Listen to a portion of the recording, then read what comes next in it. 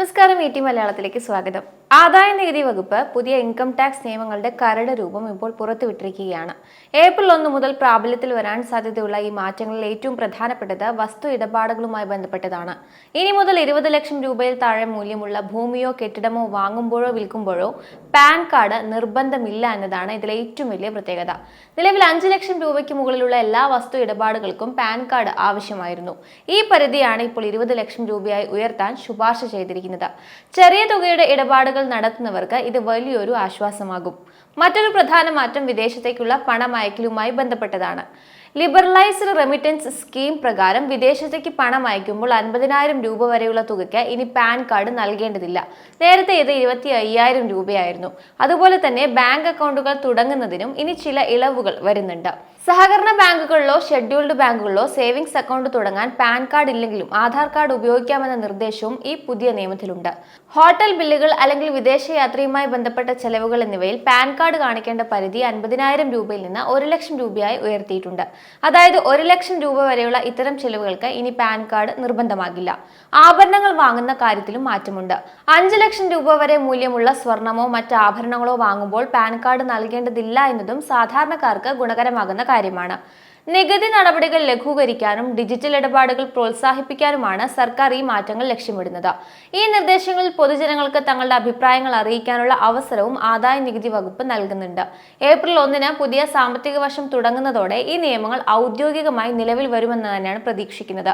2026 April 1 മുതൽ ഇന്ത്യയിൽ പുതിയ ആദായ നികുതി നിയമം പ്രാബല്യത്തിൽ വരുമ്പോൾ 1961-ലെ പഴയ നിയമത്തിന് പകരം വരുന്ന ഇൻകം ടാക്സ് ആക്ട് 2025-ന്റെ ഭാഗമായാണ് ഈ പുതിയ ചട്ടങ്ങൾ തയ്യാറാക്കിയിരിക്കുന്നത്. നിങ്ങളുടെ ശമ്പളം, വീട്ടുവാടക, ആനുകൂല്യം, പാൻ കാർഡ് വെളിപ്പെടുത്തൽ എന്നിവയിൽ ഈ മാറ്റങ്ങൾ വലിയ സ്വാധീനമാണ് ചെലുത്തുക. ഏറ്റവും പ്രധാനപ്പെട്ട മാറ്റം ഹൗസ് റെന്റ് അലവൻസ് അഥവാ HRA വഴിയുള്ള നികുതി ഇളവുകളിലാണ്.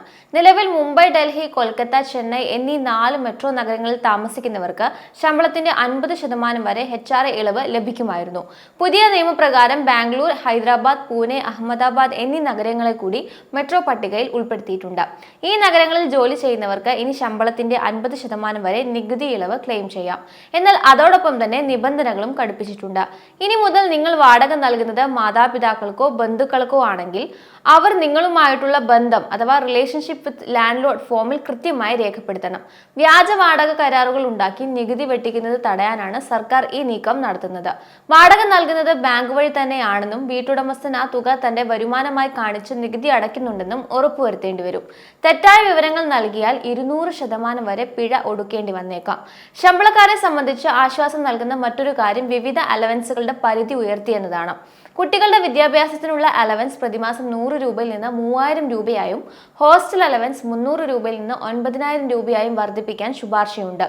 കൂടാതെ കമ്പനി നൽകുന്ന സൗജന്യ ഭക്ഷണത്തിന്റെ നികുതി രഹിത പരിധി 50 രൂപയിൽ നിന്ന് 200 രൂപയായി ഉയർത്തുകയും ചെയ്തിട്ടുണ്ട്. പാൻ കാർഡ് നിയമങ്ങളും ചില മാറ്റങ്ങൾ വരുന്നുണ്ട്.